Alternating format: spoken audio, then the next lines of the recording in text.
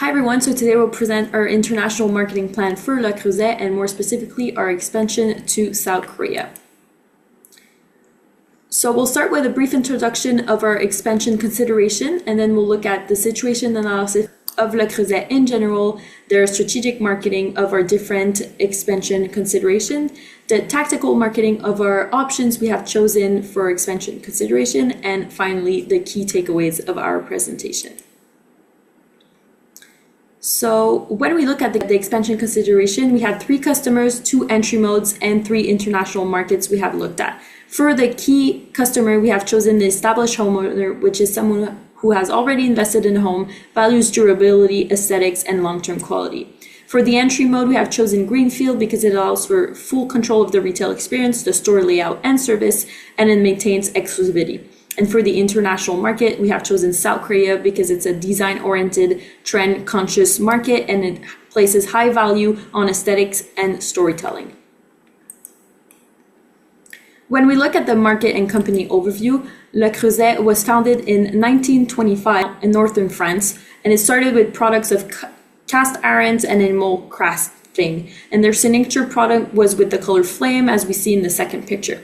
For their design identity, they have iconic shapes and color palettes. They are recognizable worldwide, and their cookware are both functional and decorative. And finally, for their philosophy, they have durable products that are meant to last decades. They put an emphasis on family, sharing, cooking traditions, and they want to create an emotional connection with the customer through their brand. This cookware market is composed of direct competitors like Staub from Zwilling Group, Lodge Cast Iron, and Xclad, as these are the biggest brands across the kitchenware market and due to each one's strong presence across the United States. The indirect competitors like IKEA, Tefal, Fiskars Group, KitchenAid, and Villeroy and Bosch represent a threat to La Creuset as well, since they usually focus on affordability and sustainability rather than authenticity or identity through their different products. With the help of a positioning map, we can compare the mentioned brands, and La Creuset positions itself towards authenticity and luxury levels, taking the most out of their unique style as an advantage. La Creuset's heritage plays along the emotional level, creating connections with most customers. Its product durability and brand recognition also improve La Creuset's position. And finally, La Creuset's main strength comes from its unique color palette for every taste that very few can match without ever lacking product quality. In the collaborations in internal value chain, Le Creuset operates through a strong internal value chain rooted in craftsmanship, starting with the historic foundry in northern France, where every cast iron piece is handcrafted by skilled artisans. Production is also supported by facilities in Portugal. Internally, collaboration is essential. The design and the R&D teams lead product development and color creation from France, while marketing and sustainability teams ensure global brand consistency and responsible manufacturing. Quality and compliance are also key collaborators in the process. Le Creuset follows strict EU food contact and GMP standards, ensuring safety, traceability, and long-lasting durability. Externally, Le Creuset relies on a strong network of partners. The suppliers of Le Creuset provide high-grade cast iron, enamel, and steel to maintain consistent product quality. Distribution runs through signature boutiques, luxury retailers like Williams Sonoma and Harrods, and e-commerce, allowing full control of the premium image. Logistics partners ensure reliable delivery for heavy and fragile products. And finally, the collaborations like Harry Potter and Wicked collections expand visibility and reinforce Le Creuset's lifestyle positioning. Next, on to the context. The premium cookware market is dominated by only a few global brands like Le Creuset, Staub, and Allclad, and the barriers to entry are high because enameled cast iron requires advanced skills, long testing cycles, and major manufacturing investment. This keeps the segment small but protects strong heritage brands. At the same time, global trends are shifting demand toward durable, high-quality cookware as home cooking becomes more design-driven and aspirational. Sustainability and long product lifespan matter more to consumers, and digital and omnichannel retail now shape how cookware is discovered and purchased. In this context, Le Creuset is well positioned. Its brand image aligns with the key trends shaping the market, and its durable products and premium image make it strong in a category where buyers look for long-lasting and design-focused cookware. We will now focus on the clients. So to analyze the different clients, we applied a combination of segmentation methods using a multidimensional segmentation logic. The primary axis can be used to differentiate segments based on a combination of demographic and psychographic factors. Furthermore, geographical characteristics can serve as a second supportive axis. Applying the segmentation, the three biggest current target customer groups are quality-focused homeowners, gift and occasion buyers, and design-driven customers.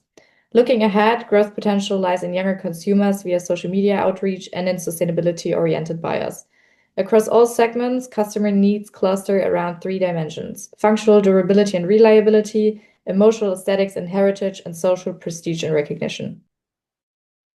Let's start with Le Creuset's existing geographic markets. Le Creuset is a well-established name in the cookware industry with a market share of 2.6% in the overall cookware market, which translates into a much stronger position in the premium cast iron segment, where it is among the top players. The cookware market itself is expected to keep growing at around 3 to 4% per year, with Asia Pacific driving most of this expansion. In these markets, consumers increasingly value high-quality luxury products, so their willingness to pay for brands like Le Creuset is rising. This leads direct to our view on distance. The most important dimension for Le Creuset is economic distance, driven mainly by purchasing power. It is followed by cultural distance, in our case, cooking habits, and then by logistics and digital infrastructure. We will now go to the strategic marketing by focusing on the international strategy analysis. So when evaluating international expansion options, we look at three elements: the customer, the entry mode, and the geographic market. Among the three customer personas, established homeowners best match Le Creuset's premium positioning due to their stable income, appreciation for craftsmanship, and long-term buying behavior. We also compared two entry modes: indirect export and greenfield investment. While indirect export is low risk, it offers little brand control. In contrast to that, greenfield investment, although costlier, allows Le Creuset to fully manage the customer experience and preserve the premium image, making it the stronger long-term choice. Finally, we assessed the United Arab Emirates, South Korea, and the Czech Republic. Based on purchasing power, cultural fit, culinary tradition, and long-term market potential, South Korea emerged as the most attractive market, offering the best balance between demand and manageable risk. So now when we look at the decision factors we have considered, there's many of them, but to just present a few, there's high purchasing power. So premium pricing requires market where consumers can spend on non-essential prestige kitchenware. We also looked at growth in premium kitchenware and manageable competition. So we looked for places where interest in high cookware is rising and where the market isn't overly saturated. Then we also looked at strong culinary culture, because cooking needs to be valued culturally and socially. Then we looked at openness to trade and strong IP protection, because we want lower import barriers and good protection against counterfeit items, which is a problem Le Creuset has faced before. When we look at the different countries, so for UAE, the pros were very high purchasing power and luxury focused market, but the cons were weaker culinary culture, higher import fees, and some counterfeit risk. For South Korea, the pros were strong culinary culture, openness to trade, aesthetic lifestyle, and growth potential, but for the cons, it's more small living spaces and also counterfeit risk. And lastly, for Czech Republic, the pros are glowing middle class and strong European affinity, but they do have a smaller market and lower purchasing power. So without going into the details of the metrics, UAE and South Korea both look attractive, while the Czech Republic clearly lags behind, mainly because of lower purchasing power and smaller premium segment.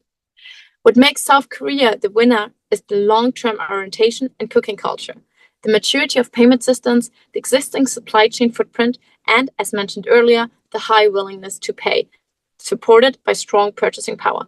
So, in short, the UAE is a high potential but high effort option, and therefore too risky overall, but to be considered in further future.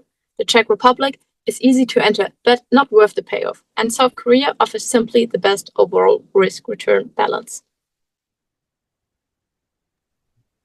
So here we compare demand across our three target markets using 8 weighted criteria. Starting with the UAE, the country shows very high income and strong purchasing power, which explains its solid score of 3.63.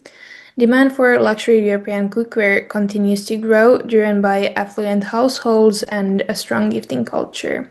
Urbanization is nearly complete and e-commerce adoption is extremely high, which makes premium products easy to access. Next, South Korea clearly stands out with the highest overall score of 4.07. It combines high disposable income, one of the strongest cooking cultures in the region, and a large, highly urbanized population. Retail development is advanced, both online and offline, which supports premium brand adoption. And finally, the Czech Republic shows moderate but steady demand with a score of 3.65. Consumers are increasingly interested in durable, higher quality cookware, although price sensitivity is higher. The market is smaller but benefits from cultural closeness to European brands and expanding online retail access. From a competition point of view, and according to the law of available information, we believe that South Korea reveals the most appealing market to invest in, thanks to its growth potential and due to the kitchenware's strong presence in the UAE and Czechia's market. In our decision matrix, we compared the UAE, South Korea, and Czech Republic using the three factors most relevant for Le Creuset. Demand has the highest weight at 45%, since purchasing power, cooking culture, and willingness to buy premium cookware are essential for long-term revenue. Distance is weighted at 30% because logistics, regulations, cultural fit strongly affect the cost to serve for cast iron. And competition is weighted at 25% as the data was more limited and Le Creuset's strong differentiation reduces the impact of rivals. With these weights, South Korea achieves the highest overall score at 4.03. It combines strong demand, a deep cooking culture, high incomes, and manageable operational distance. The UIA performs well in demand but faces higher logistics and entry costs, while the Czech Republic offers more moderate potential. So our final recommended market is South Korea.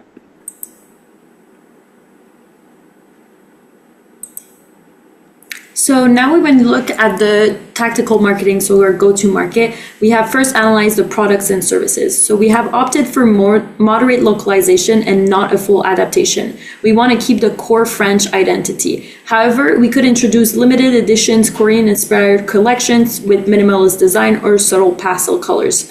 We also want the Le Creuset to adapt to smaller kitchens with multi-purpose space-saving items, for example, a double pot concept.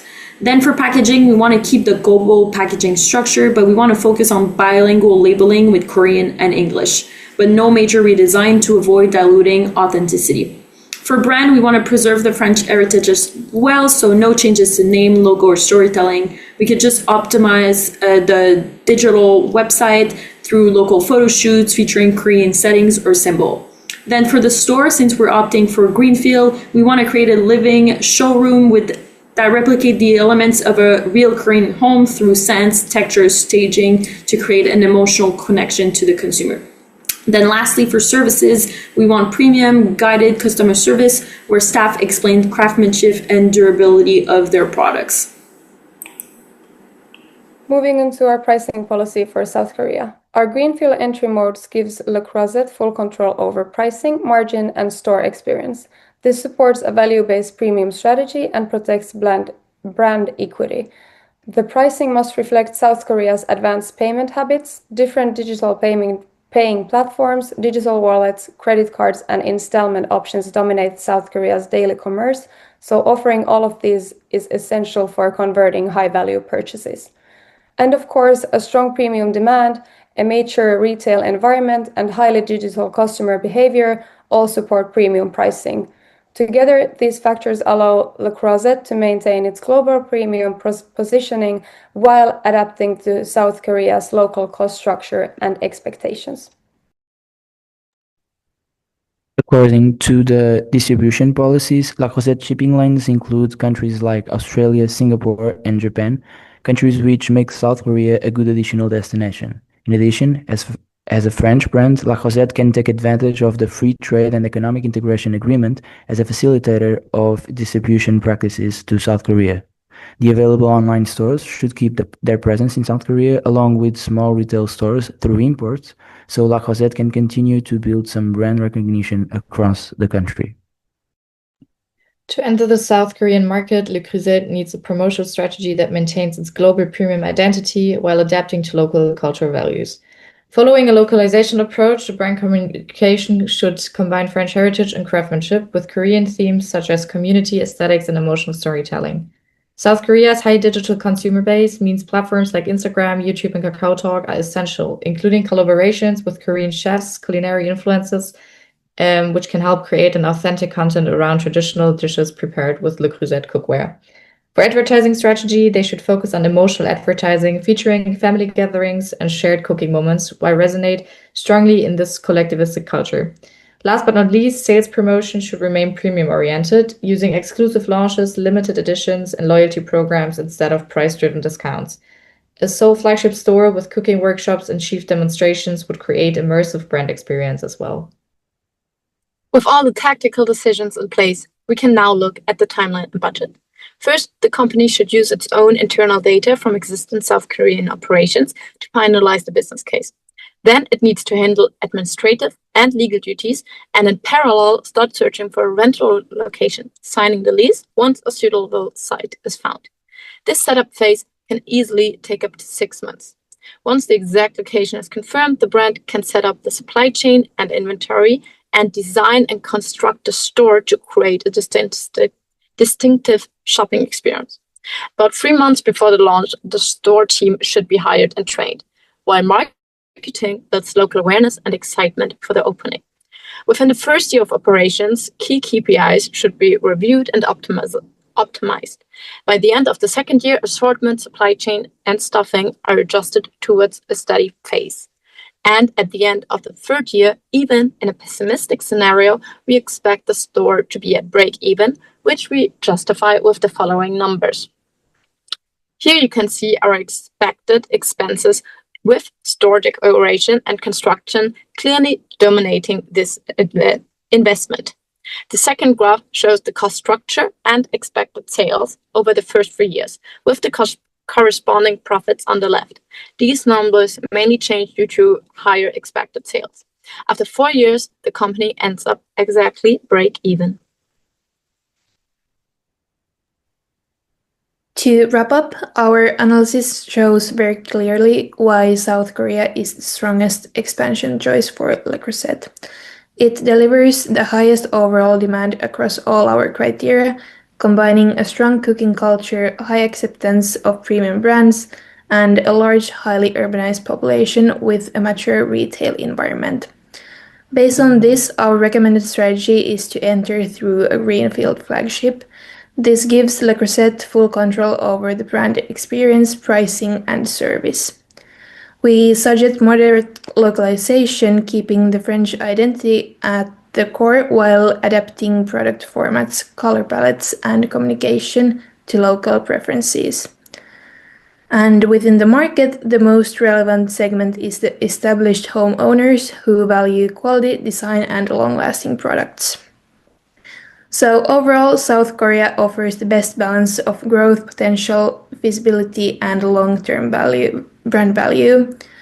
Among the 3 markets, it represents the most attractive and sustainable path for Le Creuset international expansion. Thank you very much for listening, and here's our appendix.